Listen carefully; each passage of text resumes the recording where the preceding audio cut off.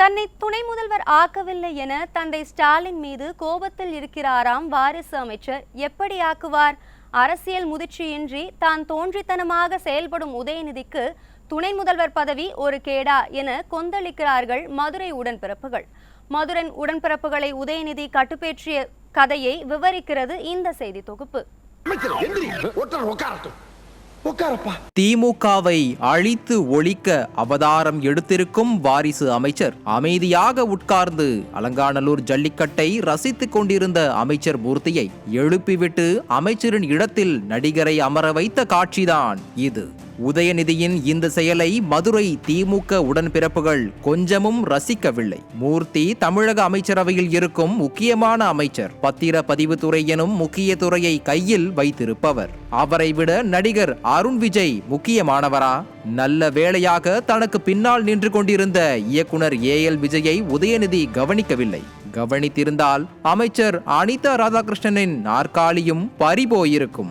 அமைச்சரின் சீட்டை நடிகருக்கு கொடுப்பதன் மூலம் உதயநிதி இந்த உலகத்திற்கு சொல்ல நினைப்பது என்ன?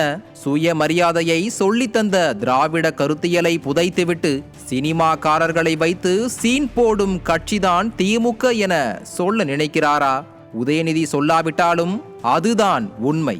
நாடாள தெரியாத நாடக கும்பல் தமிழக அரசின் நிர்வாகத்தை நிர்மூலமாக்கியுள்ளது. தங்களது நிர்வாக திறமையின்மையை மறைக்க சினிமாக்காரர்களை வைத்து தினம் தினம் தெருக்கூத்துக்களை நடத்தி வருகிறது.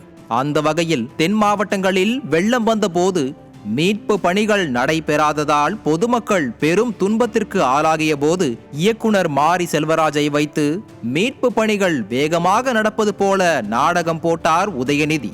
அதன் பின்னர் உலக முதலீட்டாளர் மாநாடு என்கிற பெயரில் நடந்த நாடகத்தில் ஆண்ட்ரியாவை அழைத்து வந்து ஊங் சொல்றியா மாமா ஊ சொல்றியா மாமா என ஆபாச பாடல் பாட வைத்து உலக அரங்கில் தமிழகத்திற்கு தலை குனிவை ஏற்படுத்தினார்.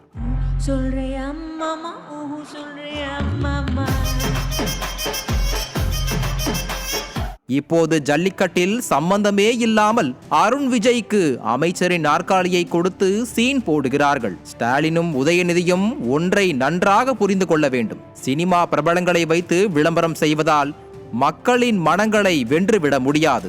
சமீபத்தில் சினிமா பிரபலங்கள் சார்பில் நடந்த கருணாநிதி நூற்றாண்டு விழா காலி சேர்களுடன் காற்று வாங்கியதே அதற்கு சாட்சி. திமுக அமைச்சர்கள் மீது 1000 குற்றச்சாட்டுகள் இருந்தாலும் அவர்கள் மக்கள் பிரதிநிதிகள். அவர்களுக்கான மரியாதையை கொடுக்க வேண்டும். குடும்ப அரசியல் செய்யும் உதயநிதியும் ஸ்டாலினும் பொது வெளியில் அமைச்சர்களை இழிவுபடுத்தும் விதமாக நடந்து கொள்ளக்கூடாது.